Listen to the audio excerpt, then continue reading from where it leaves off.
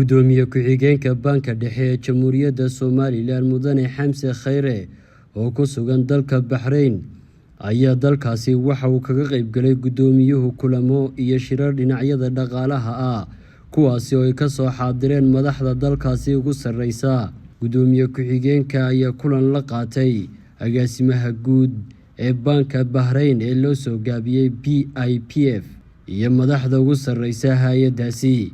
Gudoomiye ku-xigeenka Banka Dhexe ayaa si miiqaam sare ah loogu soo dhaweeyay iyadoo lagu qaabilay calanka astaanta qaranka Jamhuuriyadda Somaliland taasi oo ku xadhanaa gidaarada madasha ay kaga qayb galeen shirka dhaqaalaha. Gudoomiyuhu waxa uu u mahad celiyay madaxda hay'adda PIPF kaasi oo ku ammaanay sidii diiranayd ee dalkaasi loogu soo dhaweeyay iyo maamuuska sare lahayd laguna qaabilay calanka astaanta qaranka.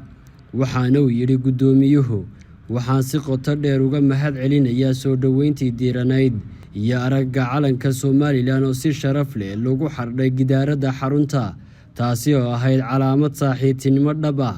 Xiriirka taariikhiga ah naga dhexeeya PIPF waxa uu sii gelayaa heer cusub. Wadahadaladii aan la yeelanay waxay ahaayeen kuwo miro dhal ah, gaar ahaan horumarinta tababarada iyo dhismaha awoodda hay'adda iyo Banka Somaliland.